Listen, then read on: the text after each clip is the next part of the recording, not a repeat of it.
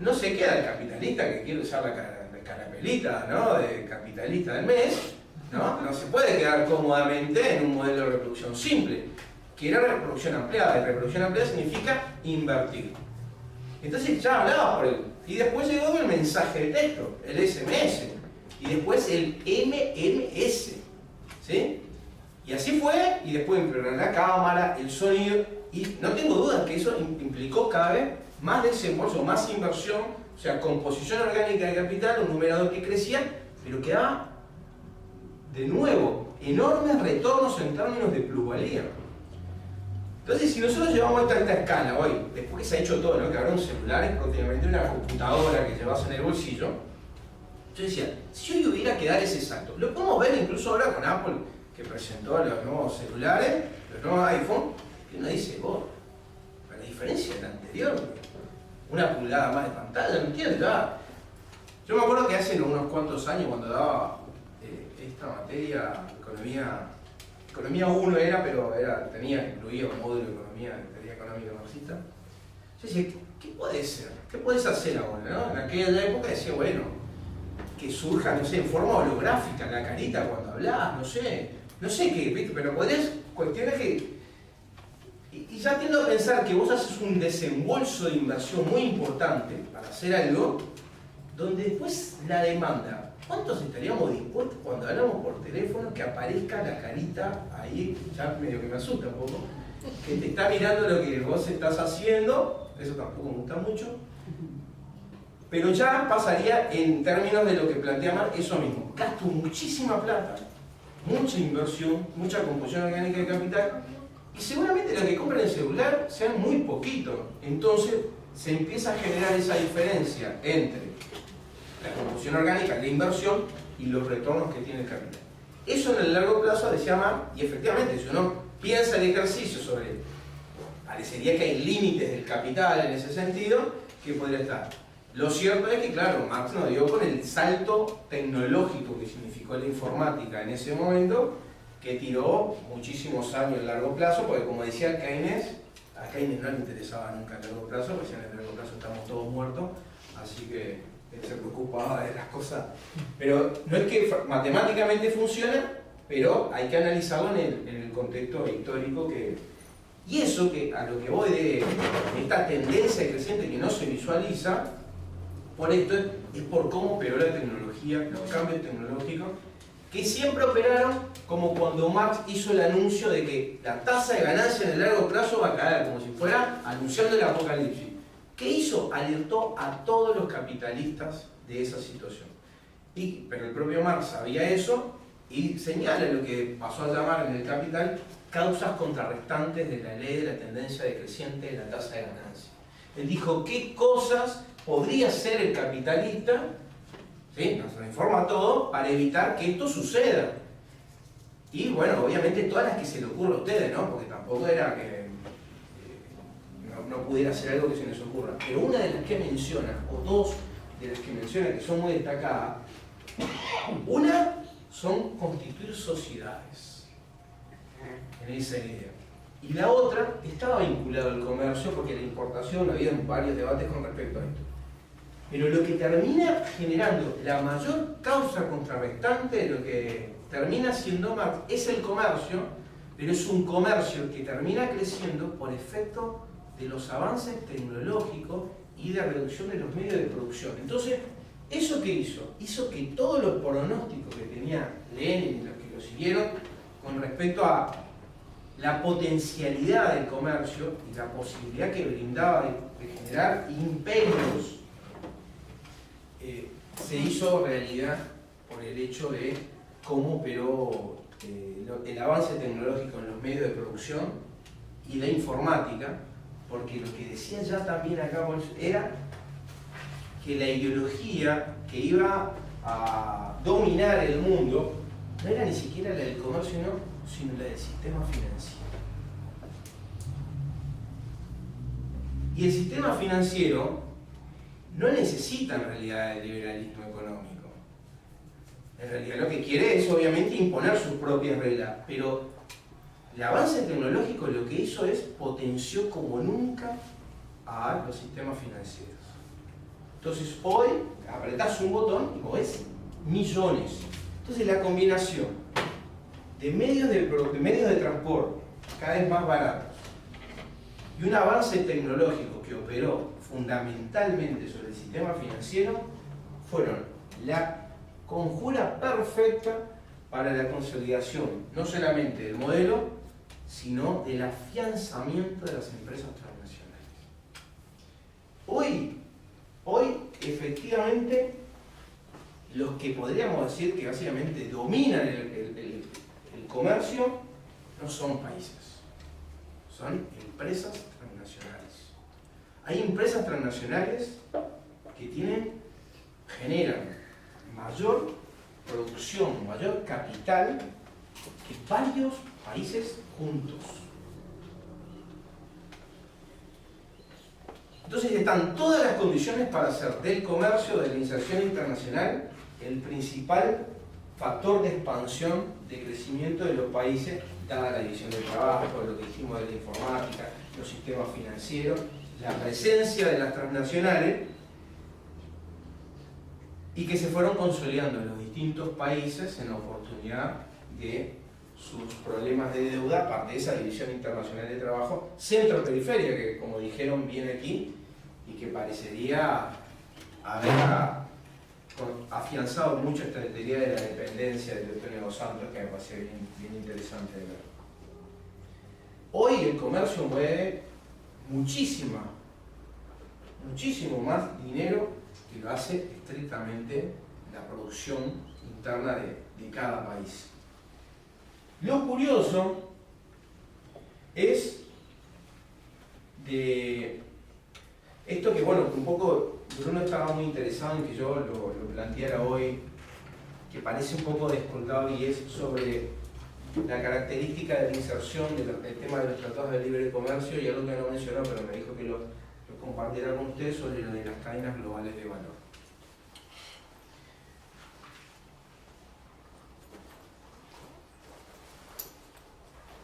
El primer concepto tiene que ver con el tema de valor, eso fue lo que cambió ahora. El valor, independientemente de cómo ha ido mutando a través del tiempo, básicamente a medida que uno avanzaba en el proceso productivo, le iba incorporando mayor valor al bien que se trataba. Entonces uno podría hacer una representación de la generación de valor en la producción de un bien casi como en una línea horizontal, en donde cada fase le iba generando mayor valor. De hecho, si tenías más procesos de producción, de manufacturación, de sofisticación tecnológica, le iba generando mayor valor. Pero hoy eso cambió radicalmente en el mundo. Hoy la forma de valor tiene forma de sonrisa. ¿Sí? ¿Qué significa esto? Que no todas las distintas fases del proceso productivo, cuando digo el proceso, me refiero todo, desde que se va produciendo hasta que se distribuye, no suministra el mismo valor, no le incorpora el mismo valor. Hoy las dos cosas, lo que está en la punta, curiosamente es con el diseño, ¿no? Innovación, y lo otro que está en la punta, ¿saben qué es? La logística. Hoy empresas que se encargan a producir, a veces se encargan a su distribución. De hecho, si en la década de los 90 nosotros hiciéramos el ranking de las empresas que generaban, las transnacionales, que generaban mayores niveles, ¿no? Tipo el ranking de las empresas más ricas, íbamos a encontrar o productores de autos o vinculadas al petróleo. Hoy, ¿saben cuáles son de las primeras que van a encontrar? Amazon, Walmart, ¿sí? O sea, fíjense, no producen nada. Ni Amazon ni Walmart producen nada. ¿Qué es lo que hacen? Se encargan de la logística, de distribuir. Está claro que Apple sí, pero Apple está en la otra punta. Está en la otra parte de la sonrisa. Que las otras saben también que no están, la industria farmacéutica. Hoy la industria farmacéutica está casi a punto de estar por encima en términos de generación que la industria armamentística. Para que tengan una idea si el derecho de propiedad, si la propiedad privada, la licencia, no le dan ese tipo de cosas. Hoy la modalidad, que es lo que está planteada, de inserción en el mundo, esto puede llevarnos pila, eso siempre tenemos pila, alguna cosa está en el material. ¿Qué cosas tenemos que pensar en términos de cuando nos queremos insertar en el mundo capitalista? Pero si uno tiene el afán de transformar el mundo, o por lo menos generar espacios alternativos, lo primero que tiene que hacer es tratar de describir fielmente su funcionamiento, que es lo que básicamente es el capital de Marx. El capital de Marx, más allá de la propuesta de transformación de su política económica, lo primero que dice, bueno, lo primero que es hacer una radiografía al modelo de acumulación capitalista, y es absolutamente abrumador el grado de detalle que tiene el capital.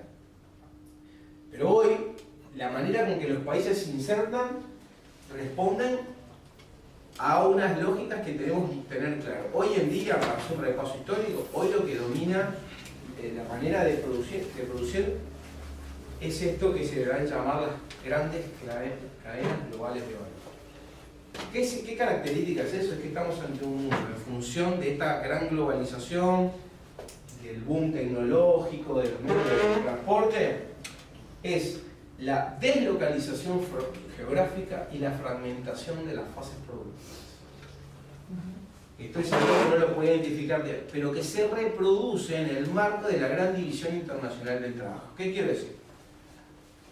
Hoy no hay un país que produzca, lleve adelante todas las fases productivas, sino que desarma el proceso productivo, esa gran división, ¿no?, del trabajo que planteaba Adam Smith, que planteó originalmente Adam Smith, se da a escala mundial, y eso significa que hay una etapa de mi proceso productivo que lo hago en un país y otra etapa lo hago en otro país. ¿Sí? O sea, tengo esa deslocalización y también fases productivas diferentes. ¿Quién direcciona todas estas grandes cadenas globales de valor? Hoy son las empresas transnacionales. Pero más allá de lo que predomina, uno cuando analice las cadenas globales de valor, que hoy son el sello característico del modo de producir hoy y de insertarse al mundo en términos comerciales, es identificar 4 dimensiones. Que es lo único que nos va a poner en condiciones de ver cómo actuar en el futuro frente a algo que es abrumador. De hecho, tan el abrumador, digo, para citar un ejemplo, cuando se estaba discutiendo el TLC con Chile, Uruguay-Chile, Rodolfo Nin Novoa hizo referencia, para darle para adelante obviamente, al TLC, que una de las razones para darle para adelante era por el tema de la existencia de las grandes cadenas globales de valor. Y señaló que nosotros, Uruguay, somos un productor, escuchen esto porque a mí están las transcripciones, ¿no? No es que lo escuché. Porque Uruguay es un productor de madera y Chile un productor de muebles de madera. O sea, se entiende, ¿no? Entonces, o sea, el tema de las cadenas globales de valor está presente, pero el tema de cómo insertarse en los eslabones de la cadena, cómo actuar frente a la cadena, nos obliga a analizar 4 dimensiones. Les decía. 1. La relación insumo-producto. O sea, es lo mismo. Hay que ver de qué estamos hablando, ¿no? Estamos hablando del Boeing 747 o si estamos hablando de los muebles de madera. El segundo aspecto que tenemos que tener muy en cuenta es los vínculos o el marco institucional en el que se vinculan los eslabones. Esto es bien curioso, por ejemplo, la empresa Prosegur, que es una multinacional, las prácticas de Prosegur, por ejemplo, en Perú no tienen nada que ver con las prácticas que se hacen en Perú. Uno podría decir, entre comillas, que la relación insumo-producto es la misma, ¿no?, con la empresa de seguridad, pero sin embargo, dado los marcos institucionales en que se desarrolla la tarea, no es lo mismo Perú que lo mismo que en Uruguay. Eso pasa.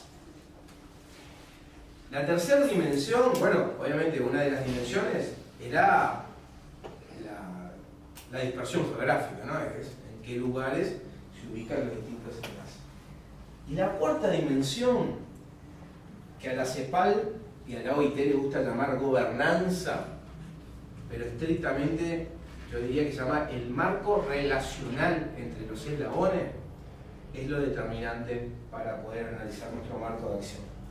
¿Qué es el marco funcional o gobernanza, como dice? Es cómo se vinculan desde el punto de vista, cómo se coordinan en la simetría de poder que hay entre los distintos eslabones. Acá hay 5 niveles adicionales, pero el menor es que la relación entre los eslabones son a partir de leyes de mercado.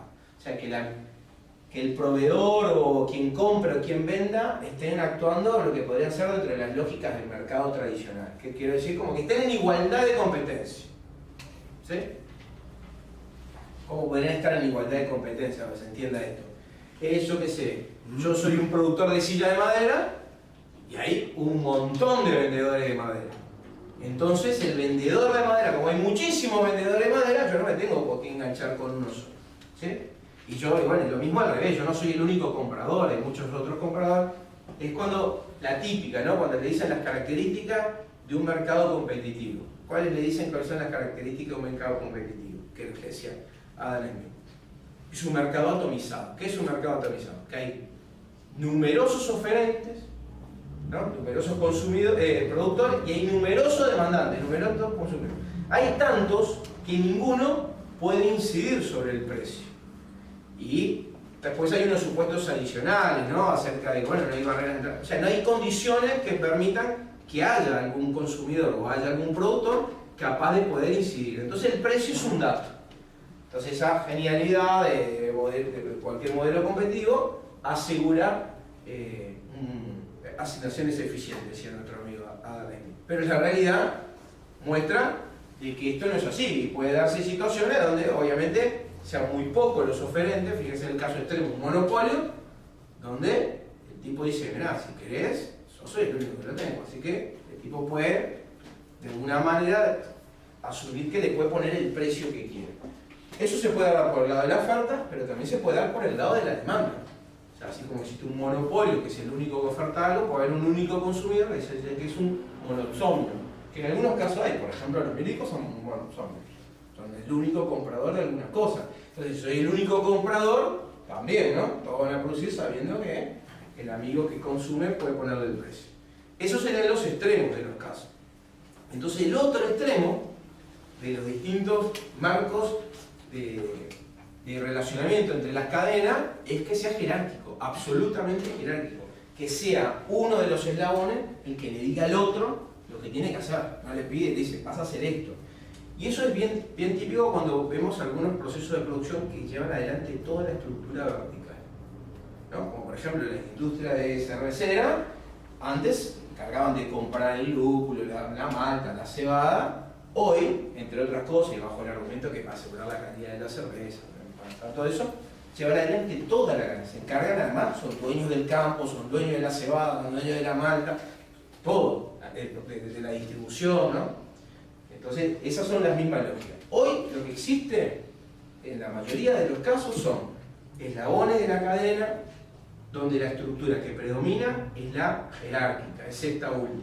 O sea, no operan leyes de mercado. Y quienes dominan esta estructura son las empresas transnacionales.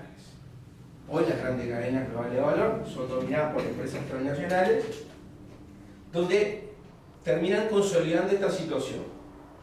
A lo largo, desde la década del 90 hasta ahora, han crecido como nunca antes en la historia el comercio. Y todo ese comercio se ha logrado a través de acuerdos comerciales. Entre ellos podríamos decir tratados de libre comercio. Curiosamente, todos esos tratados de libre comercio, dado que existe desde el año 1919 la Organización Internacional del Trabajo, el único órgano tripartito del mundo, no digo que eso sea bueno, ¿no? Pero es el único órgano tripartito, eso también es cierto. Todos los convenios, todos los acuerdos comerciales incluyen lo que se denominan cláusulas sociolaborales, que es lo que me pidió Bruno que hablara de eso también. La cláusula sociolaboral, o capítulos laborales que algunos le dicen, cuando lo dicen, suenan así, parece que es algo bueno. Es como diciendo, oh, a pesar del comercio y además que están las empresas transnacionales explotadoras, ¿no? Bueno, por lo menos parece que están pensando en la gente, ¿no? Porque dicen, Y hasta pueden pensar, los deben haber obligado a incluir estas cláusulas. No, son iniciativas de ellos. Lo que pasa es que una cláusula sociolaboral lo único que busca es evitar el dumping social. ¿Qué es el dumping social? El dumping social es sacar una ventaja económica a partir del empeoramiento de las condiciones de trabajo. Entonces, los países se cuidan mucho de no perder comercio porque hay un país que explota más que ellos. Es sencillo, porque querrían aprender a explotar más, pero bueno, hay gente que lo sabe hacer mejor, entonces le saca provecho. Y para lo único que está. De hecho, tan así que ha aumentado muchísimo los acuerdos, muchísimo el comercio, y sin embargo han empeorado las condiciones de trabajo de los trabajadores, digamos, vinculados a este tipo de acuerdos. Existen estas cláusulas de todo tipo. De hecho, el Tratado de Libre Comercio con Chile, como cualquier Tratado de Libre Comercio, incluye ese capítulo. Lo curioso de ese capítulo, para que vean que realmente es un aspecto no social sino económico, es que imagínense que hay una cláusula que dice, bueno, si se incumple con este capítulo, hay sanciones. Entonces se activan lo que se llama mecanismos de solución de controversia. Lo curioso es que los mecanismos de solución de controversia solamente se activan, y pueden ser realmente a veces duros. El de Chile está armado de manera muy sofisticada para superar lo que se criticaba de los tratados para evitarlo de Philip Morris, básicamente. Solamente se activan si se demuestra que el incumplimiento de la norma laboral tuvo impacto en el comercio. O sea, nunca. Porque no hay manera de demostrar que la variación en el comercio tuvo por razón un incumplimiento de una cláusula sociolaboral. Eso está en absolutamente todos los convenios, en todos los tratados. De hecho, ustedes ya quizás lo sepan, los tratados de libre comercio es un formato estándar de inserción internacional. Nosotros hay distintos mecanismos de inserción en el mundo, desde zonas, digamos, de preferencias arancelarias, pasando por unión aduanera, ¿sí? Pasando por mercados comunes, todo lo que ustedes pueden comprar. Pero después los países pueden articular distintos mecanismos de inserción, y lo más tradicional es, si son acuerdos bilaterales, tratados de libre comercio, por esta idea de que todos los países buscan facilitar el comercio, y parece que facilitar el comercio lo que tienen que hacer es abatir los aranceles. Y si abatís los aranceles y facilitas el comercio, generás captación de inversión. Si captás la inversión, generás nuevos puestos de trabajo, los nuevos puestos de trabajo, mejores ingresos, todo el efecto derrame maravilloso de la teoría económica, que no hay un país donde haya funcionado eso, ¿no? Pero ese es el interés un poco de favorecer. El problema de los tratados de libre comercio, el formato tradicional que tienen el marco actual, es que terminan siendo funcionales para las empresas transnacionales. ¿Por qué? Porque incluyen cláusulas que ustedes deben saber bien o deben haber escuchado en la oportunidad del Tratado de Libre Comercio, que son como el trato de nación más favorecida o trato nacional. Entonces, ¿qué supone esto? Que básicamente el rol del Estado empieza a ser muy limitado, ¿no? Fíjense que yo, a los efectos de ver cómo los tratados de libre comercio, que es un instrumento de inserción, por eso no me quería meter mucho, sí quise apelar a una especie de símil que se utilizó con algo que, bueno, en economía se trabaja mucho, que se denomina Trinidad imposible, ¿sí? Que hay tres cuestiones: el tipo de cambio, la política monetaria y hacer política fiscal, que yo no puedo articular las tres al mismo tiempo. O sea, no puedo cumplir un objetivo de los tres objetivos, a lo sumo tengo que elegir dos. Es como complicado el asunto, entonces, pero se reduce a tres. Y yo utilicé algo que se le ocurrió a Dani Rodrik, que es como una trinidad política desde el punto de vista internacional, que bien ejemplifica la dinámica capitalista con las oportunidades de inserción internacional. Entonces decía que la trinidad, donde hay 3 vértices y donde queda claro donde no voy a poder articular los 3 al mismo tiempo. No voy a poder, tengo que elegir 2 de 3, siempre. Uno es, bueno, la inserción internacional, es decir, en definitiva, mi interés por cada vez diversificar mercados, insertarme al mundo, ¿no? Ampliar mis vínculos con otros países. Otro de los vértices decía la soberanía nacional, o sea, el poder aplicar políticas propias, ¿no? Las instituciones, fortalecer al Estado. Y después hablaba del tema de democracia en el sentido de la generación de instituciones, ¿sí? Capaces en definitiva siempre nos iba a pasar. Yo ahí en el texto había puesto, bueno, cuáles son los distintos efectos que uno tiene. Si uno se inserta o pretende insertarse más al mundo, como que tiene que, parece, renunciar a su soberanía nacional, ¿no? Pero si uno quiere fortalecer al Estado, ¿no? En términos de, bueno, de generar ciertas lógicas de fortalecimiento del Estado, corre el riesgo de que éstas combinen con sus intereses de insertarse en el mundo, entonces siempre los equilibrios son relativos. Bueno, los tratados de libre comercio en el formato tradicional lo que hacen es eso,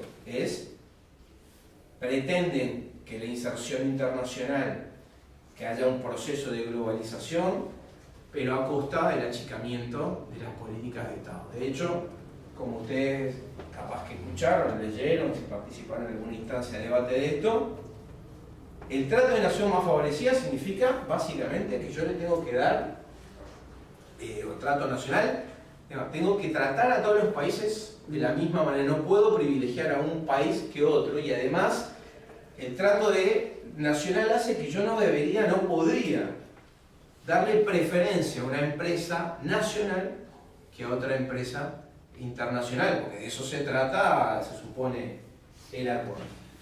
¿Eso qué hace? Obviamente impide que uno pueda hacer discriminación claramente positiva en ese sentido. Porque yo puedo tener perfectamente el interés de favorecer procesos asociativos, autogestionados, lo que ustedes quieran, y este tipo de tratados me lo impediría. Y de hecho, lo que se busca y lo que termina pasando es que lo que terminan fortaleciendo son a las empresas transnacionales que lo que buscan es justamente facilitar la movilidad de todos estos factores a lo largo de los eslabones.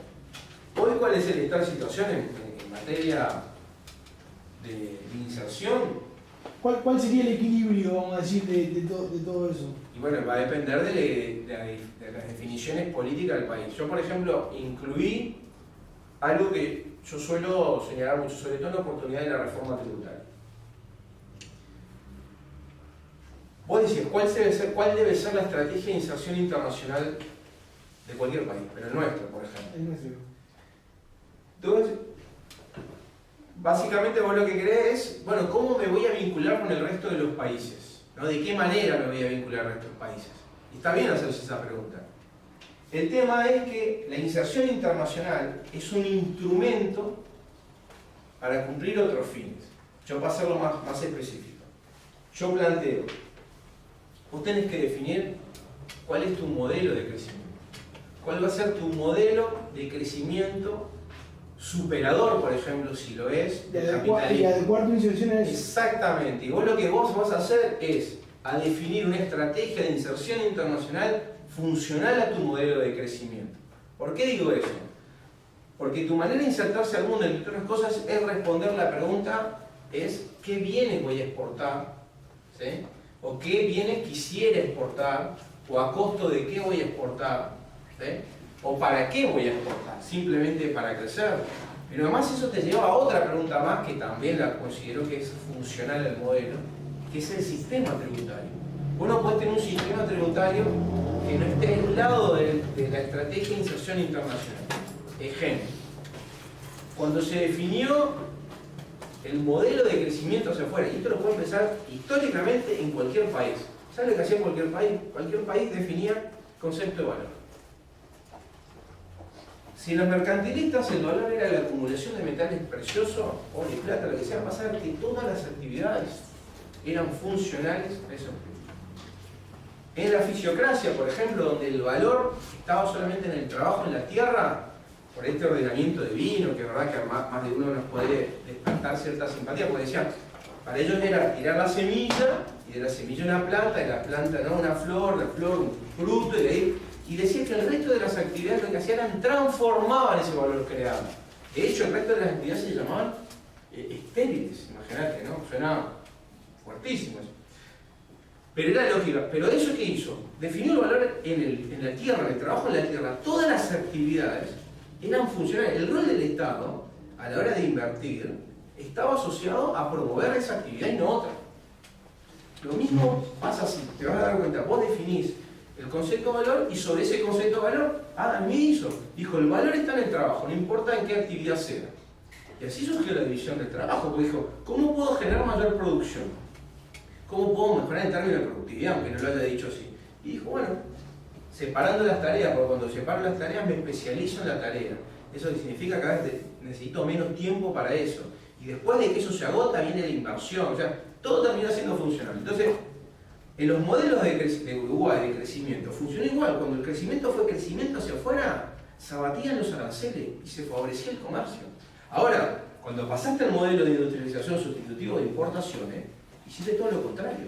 Te volviste proteccionista, ¿sí? Para justamente impedir ese tipo de cosas.